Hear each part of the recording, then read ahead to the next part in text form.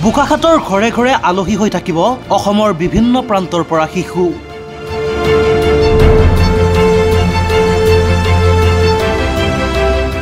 এশটি শিশু থাকিব বোকাখাতৰ 100টা পৰিয়ালত। বোকাখাত জাতীয় বিদ্যালয়ত অনুষ্ঠিত হ'ব 20তম ৰাজ্যিক শিশু বিজ্ঞান সমাৰোহ।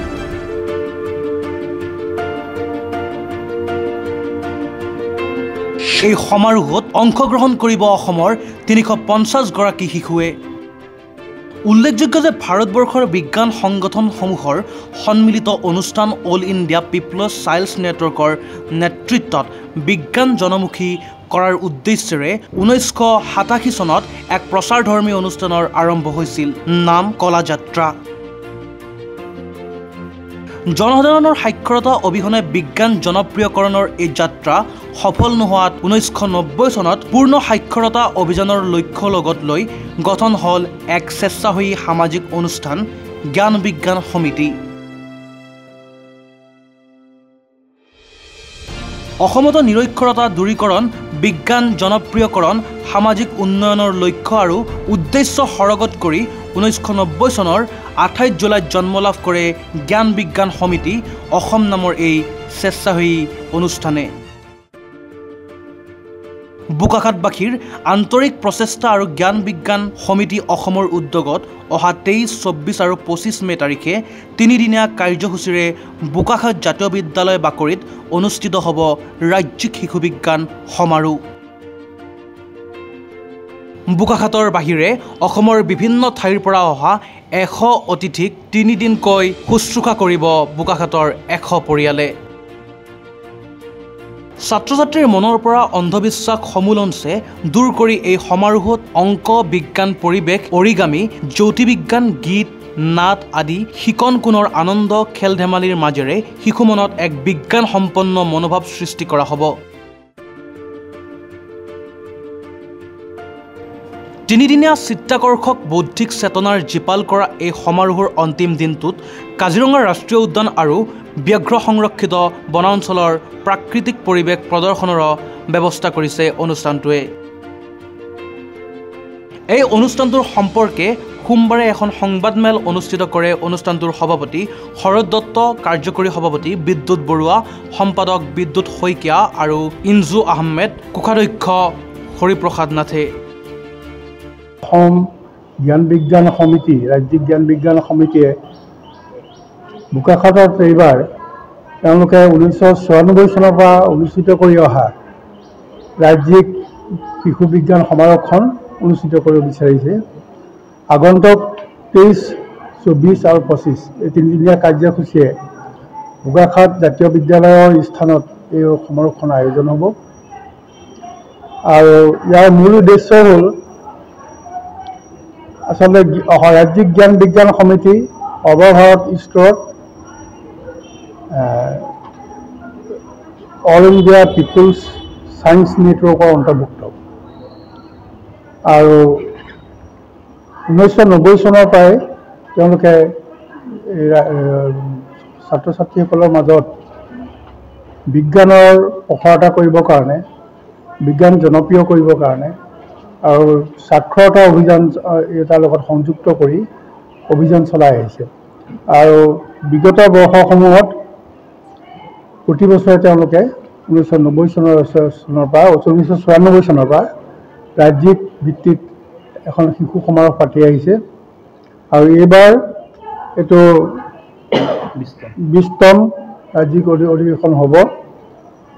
ইয়াৰ মূল উদ্দেশ্য হ'ল আমাৰ শিশুসকলক, ছাত্ৰ ছাত্ৰীসকলক তেওঁলোকক বিজ্ঞানৰ প্ৰতি সচেতনতা কৰা, অন্ধবিশ্বাস দূৰ কৰা আৰু আন যিসমূহ আমাৰ সমাজত উকুয়াই আহিছে যেনে আপোনাৰ সাম্প্ৰদায়িকতা, উগ্ৰজাতীয়তাবাদ, এইসমূহৰ ধাৰণাৰ পৰা ছাত্ৰ ছাত্ৰীসকলক আঁতৰাই আনি এক সম্পূৰ্ণ বিজ্ঞান মনস্কতাৰ ভিত্তিত তেওঁলোকক মানসিকতা গঢ়ি তোলা আৰু এখন তেনেকৈ সুস্থ সবল সমাজৰ পৰিকল্পনা কৰা, এয়াই আমাৰ মূল মত। আৰু এই উদ্দেশ্যে আমি সেই 3দিনীয়া যি কাৰ্যসূচী হ'ব তাত বিস্তৃতভাৱে আমাৰ কিছুমান কৰ্ণাৰ থাকিব। বিভিন্ন কৰ্ণাৰসমূহত বিভিন্ন ধৰণৰ প্ৰশিক্ষণ দিয়া হ'ব আৰু এই সম্পৰ্কে গোটেই পৰিকল্পনা সম্পৰ্কত মই কাৰ্যকাৰী সভাপতি আৰু সম্পাদক আমাৰ ইয়াত উপস্থিত আছে, ডক্টৰ বিদ্যুৎ বৰুৱা কাৰ্যকাৰী সভাপতি আৰু ডক্টৰ হৰিপ্ৰসাদ নাথ তেখেত কোষাধ্যক্ষ আৰু ডক্টৰ বিদ্যুৎ বিকাশ শইকীয়া তেখেত সম্পাদক আৰু আমাৰ এই বিদ্যালয়ৰ অধ্যক্ষা শ্ৰী ইঞ্জু আহমেদ তেখেত সক্ৰিয়ভাৱে আমাৰ গোটেইবোৰ ব্যৱস্থাপনাত তেখেত আৰু তেখেতৰ স্বামী শ্ৰী সোণেশ্বৰ নৰহদেৱে সম্পূৰ্ণ ব্যৱস্থাপনাত তেখেতসকলে আগভাগ দি আছে। গতিকে মই ইয়াৰ পিছৰ কাৰ্যসূচী সম্পৰ্কত প্ৰথমে মই বিদ্যুৎ বৰুৱাক আপোনালোকক অলপ বিস্তৃতভাৱে ক'বৰ কাৰণে অনুৰোধ জনাইছোঁ। ডক্টৰ ছাৰে অনুষ্ঠানটোৰ সম্পৰ্কত এটা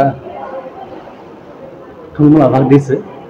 আমাৰ কাৰ্যসূচীটো 23 তাৰিখৰ ৰাতিপুৱাৰ পৰা আৰম্ভ হ'ব। গতিকে 23 তাৰিখে পুৱা আৰম্ভ হ'বলগীয়া কাৰ্যসূচীৰ কাৰণে আমাৰ অসমৰ বিভিন্ন প্ৰান্তৰ শিশুসকল বা সমল ব্যক্তিসকল বা কেন্দ্ৰীয় সমিতিৰ কাৰ্যকৰ্তাসকল 22 তাৰিখে গধূলি তেওঁলোক ইয়াত পাবহি বুলি জনাইছে। আমাৰ বোকাখাট অঞ্চলটোক বাদ দি অসমৰ বিভিন্ন জেগাৰ পৰা আমি প্ৰায় 100 শিশু আহিব বুলি আশা কৰিছোঁ আৰু আমাৰ লোকেলি আমাৰ বিভিন্ন শিক্ষানুষ্ঠানৰ লগত যোগাযোগ কৰি আমি প্ৰায় 250 শিশু আহিব বুলি আশা কৰিছোঁ। গতিকে আমাৰ গোটেই সমাৰোহখনিত প্ৰায় 350 শিশুক লৈ আমি আগবাঢ়ি যাম বুলি আশা কৰিছোঁ। সেই ব্যৱস্থাখিনি এই শিশুসকলক আমি আমাৰ এই অঞ্চলৰ 100জন শিশুৰ ঘৰে ঘৰে অসমৰ বিভিন্ন প্ৰান্তৰ পৰা আহিবলগীয়া শিশুসকলক ৰাখিবলৈ ব্যৱস্থা ইতিমধ্যে কৰা হৈছে আৰু কেন্দ্ৰীয় সমিতি বা বিভিন্ন সমল ব্যক্তিসকলক ৰাখিবৰ কাৰণেও তেনেকুৱাকৈ আমি ব্যৱস্থা কৰিছোঁ। আইবিত ইতিমধ্যে পোৱা হৈছে, ৰুম বুক কৰা হৈছে আৰু তাৰ লগতে আমাৰ স্থানীয় JDG মহাবিদ্যালয়ৰো তেওঁলোকৰ যিটো ভৱন আছে গেষ্ট হাউচ তাত থকা ব্যৱস্থা কৰা হৈছে ইতিমধ্যে। প্ৰথম দিনাখনৰ কাৰ্যসূচী 9 বজাতে আৰম্ভ হ'ব। কেন্দ্ৰীয় সমিতিৰ পতাকা উত্তোলনৰ সহায়ত আমি কাৰ্যসূচী আৰম্ভ কৰিম। আমাৰ এই গোটেই প্ৰগ্ৰেমটোত আমাৰ শিশুসকলক আমি 6টা ভাগত ভাগ কৰি ল'ম। আমি সেইটোক আমি কৰ্ণাৰ বুলি কোৱা হৈছে। 6টা কৰ্ণাৰ আমাৰ শিশুসকলৰ মাজত চলি থাকিব, সমান্তৰালভাৱে চলি থাকিব 6টা কৰ্ণাৰ। প্ৰথমটো কৰ্ণাৰ হৈছে গণিত, তাৰপিছত বিজ্ঞান, পৰিৱেশ অধ্যয়ন, গীত মাত, অৰিগেমি, তাৰপৰা এষ্ট্ৰনমি। এই 6টা কৰ্ণাৰত ছাত্ৰ ছাত্ৰীসকলক আমি গ্ৰুপ কৰি পেলাই বিভিন্ন জেগাত আমাৰ মহাবিদ্যালয়ৰ বিভিন্ন প্ৰান্তত বিভিন্ন ৰুমত আমি তেখেতসকলৰ লগত ব্যস্ত থাকিম। ইতিমধ্যে সেই শিশুসকলক প্ৰশিক্ষণ দিবৰ কাৰণে যিসকল আমাৰ সমল ব্যক্তি আছে তেখেতসকলক আমি যোৱা 8 মে'ত এই বিদ্যালয়তে এটা ট্ৰেইনিঙৰ কাৰ্যসূচী সমাপন কৰি গৈছোঁ। প্ৰতিটো কৰ্ণাৰৰ লগত আমাৰ লোকেলি 3জন সমল ব্যক্তি জড়িত হৈ থাকিব। তাৰোপৰি সমল ব্যক্তিসকলক চাই থাকিবৰ কাৰণে বা এনেকৈ তেওঁলোকক পৰ্যালোচনা কৰিবৰ কাৰণে কেন্দ্ৰীয় সমিতিৰ পৰা প্ৰতিটো কৰ্ণাৰৰ লগত 2জনকৈ তেওঁলোকৰ বিশিষ্ট ব্যক্তি তেওঁলোকৰ লগত জড়িত হৈ থাকিব। আমি প্ৰথম দিনাখনৰ কাৰ্যসূচীৰ লগতে যিহেতু ছাত্ৰ ছাত্ৰীসকল অসমৰ বিভিন্ন প্ৰান্তৰ পৰা আহিব, গতিকে আমি যিহেতু আমাৰ কাজিৰঙা আমি একেবাৰে ওচৰৱৰ্তী অঞ্চলত আমি বাস কৰোঁ, সেইসকল ছাত্ৰ ছাত্ৰীক কাজিৰঙাখনৰ সম্পৰ্কে কিছু বিষয় আমি যাতে অৱগত কৰিব পাৰোঁ, সেইকাৰণে এটা কমন কৰ্ণাৰ কাজিৰঙা বুলি আমি ৰাখিছোঁ। ইয়াত কাজিৰঙাৰ ওপৰত আমি অলপ আভাস দিবলৈ চেষ্টা কৰিম আৰু কাজিৰঙাত যিসকল ব্যক্তি বোকাখাটৰ যিসকল ব্যক্তিয়ে বিভিন্ন ধৰণৰ কাম কৰি ইতিমধ্যে ৰাষ্ট্ৰীয় বা আন্তঃৰাষ্ট্ৰীয় পৰ্যায়ত সুখ্যাতি অৰ্জন কৰিছে, তেখেতসকলৰ কৰ্মৰাজি আমি যাতে দাঙি ধৰিব পাৰোঁ তাৰো আমি ব্যৱস্থা কৰিছোঁ। তাৰ কাৰণে আমাৰ ষ্টল থাকিব, ষ্টলত তেওঁলোকৰ ডিছপ্লে হৈ থাকিব বা তেওঁলোকৰ ওপৰত কিছুমান বক্তব্য ৰাখি থাকিব পৰাকৈ আমি ব্যৱস্থা কৰিছোঁ। তাৰপাছত আমাৰ সেইদিনাই শেষলৈ কাজিৰঙা ভ্ৰমণৰ কাৰ্যসূচী আছে। সেইদিনাখনৰ একদম শেষৰ পৰ্যায়ত যিটো আমাৰ ছাত্ৰ ছাত্ৰীসকলৰ লগত হ'বলগীয়া কাৰ্যসূচী 4 বজাত অন্ত পৰিব। 4 বজাৰ পাছতে বা 3:30 বজাৰ পাছতে আমাৰ যিখিনি অতিথি শিশু তেওঁলোকক আমি কাজিৰঙাখনৰ এটা আভাস দিবলৈ আমি কোনোবা এটা কেন্দ্ৰৰ ওচৰলৈ হয়তো মিহিৰূপো হ'ব পাৰে, মনপা অগৰতলিলৈও আমি যাতে ছাত্ৰ ছাত্ৰীসকলক লৈ যাব পাৰোঁ তাৰ ব্যৱস্থা কৰিছোঁ। যিহেতু ইমানখিনি শিশু ভিতৰলৈ সোমাই নিয়াটো আমাৰ কাৰণে অলপ জটিলতা আহি পৰিব, গতিকে এটা আভাস দিবলৈ আমি যত্ন কৰিব বিচাৰিছোঁ। প্ৰথম দিনাখনৰ কাৰ্যসূচীত তেওঁলোকৰ এটা কৰ্ণাৰ থাকিব, আমাৰ 6টা কৰ্ণাৰ পেৰেলি চলি থাকিব। স্বভাৱত শিশু সেইখিনি সময়ত তেওঁলোক ব্যস্ত হৈ থাকিব। দ্বিতীয় দিনৰ কাৰ্যসূচীত আমি প্ৰতিজন শিশুৱে 4টা কৰ্ণাৰ টাচ কৰিব আৰু তৃতীয় দিনত তেওঁলোকে এটা কৰ্ণাৰ টাচ কৰিব। টোটেল আমি 6টা কৰ্ণাৰ প্ৰতিজন ছাত্ৰ ছাত্ৰী কভাৰ কৰিব। দ্বিতীয় দিনত আমি মাজতে আৰু এটা কাৰ্যসূচী ৰখা আছে আমাৰ অন্ধবিশ্বাস দূৰীকৰণ সম্পৰ্কত চন্দ্ৰনাথ বেজবৰুৱা মহাবিদ্যালয়ৰ জৰিয়তে এটা বক্তব্য অনুষ্ঠান ৰখা হৈছে। তাৰোপৰি বোকাখাট উচ্চতৰ মাধ্যমিক বিদ্যালয়ৰ আৰ্যভট্ট বিজ্ঞান কেন্দ্ৰৰ সহায়ত আৰু এটা প্ৰগ্ৰেম সেইদিনাখনে আমি ৰাখিছোঁ।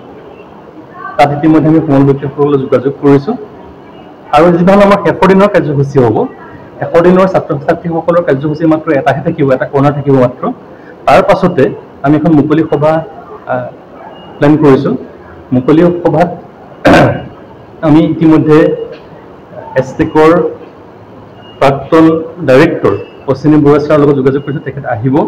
তাৰোপৰি আমি এইবাৰ ভাটনগৰ এৱাৰ্ডী শ্ৰদ্ধাৰ বিনয় কুমাৰ শইকীয়া ছাৰৰ লগতো যোগাযোগ কৰিছোঁ, তেওঁ আহিব বুলি আমি আশা কৰিছোঁ।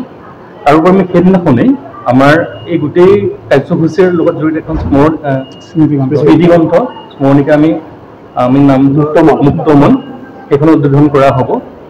প্ৰথম দিনাখনৰ কাৰ্যসূচীৰ যিখিনি কৰ্ণাৰখিনি উদ্বোধন কৰিবৰ কাৰণে ইতিমধ্যে আমি কটন বিশ্ববিদ্যালয়ৰ প্ৰাক্তন উপাচাৰ্য ভৱেশ চন্দ্ৰ গোস্বামী ছাৰৰ লগত যোগাযোগ কৰিছে, তেখেতে কনচেণ্ট দিছে, তেখেত আহিব সেইদিনাখন। তাৰোপৰি সেইদিনাই আমি ডক্টৰ প্ৰয়াত পদ্মেশ্বৰ গগৈ ছাৰ আৰু সেইদিনাখন আমি প্ৰথম দিনাখনেই প্ৰয়াত ডক্টৰ পদ্মেশ্বৰ গগৈ ছাৰ আৰু বীৰুবলা ৰাভাৰ দেৱীৰ মানে শ্ৰদ্ধা নিবেদনৰ কাৰ্যসূচী আমি তাত ৰাখিছোঁ। আৰু গোটেই দিনটোৰ কাৰ্যসূচী তেওঁলোকৰ নামতে আমি উৎসৰ্গিত হ'ব বুলি আশা কৰিছোঁ। News desk report, the opinion.